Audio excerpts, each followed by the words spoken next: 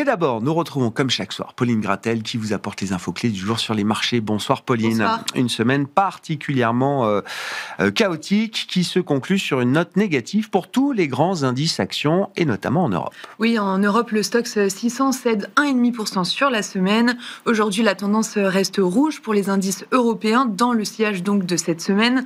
En France, le CAC 40 cède environ 0,5%, autour de 7 900 points aujourd'hui.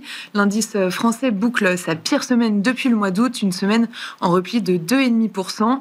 Aux États-Unis, les indices sont ouverts en repli également de 1% pour le Nasdaq qui est en passe de clôturer la semaine en chute de 4%. Un mot des marchés obligataires. Quels sont les équilibres constatés en cette fin de semaine, Pauline ? Aux États-Unis, le rendement américain à 10 ans est stable à 4,10% aujourd'hui. En Europe, le rendement allemand de même échéance l'est aussi autour de 2,65%.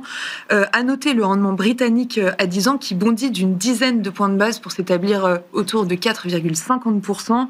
Sur le marché des changes, l'euro-dollar se traite autour de 1,1550 au cours de la séance. Et enfin, le bitcoin reste sous 100 000 $. Sur le marché boursier français, le dernier entrant au sein du CAC 40 tire aujourd'hui l'indice. Oui, il s'agit d'Euronext qui s'affiche en tête du CAC 40 en hausse de 2,5% après sa publication du troisième trimestre. Euronext fait état d'un bénéfice et d'un EBITDA supérieur aux attentes, bien que le bénéfice net soit en repli de 6%. Les ventes progressent de plus de 10% sur la période. Cela fait 6 trimestres consécutifs que Euronext publie une croissance à 2 chiffres. Le groupe annonce également un rachat d'actions de 250 millions d'euros. Des points de déception dans la publication de JC Decaux en revanche, Pauline, avec un titre qui cède 3%. Oui, les prévisions du quatrième trimestre déçoivent le marché parce qu'elles sont inférieures aux attentes.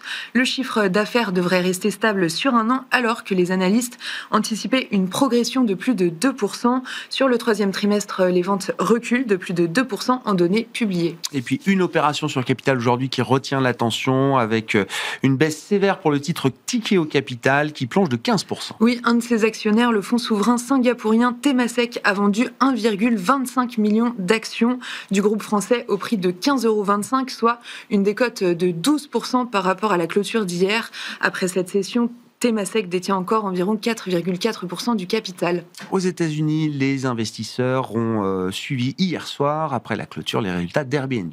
Oui, Airbnb fait état de bénéfices plus élevés au troisième trimestre portés par des fortes réservations en Amérique du Sud et en Asie-Pacifique.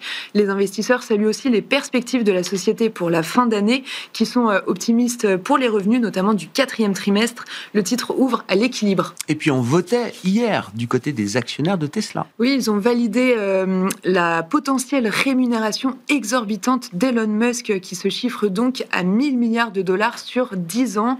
Ce package a été approuvé par les 3/4 des voix présentes à l'AG.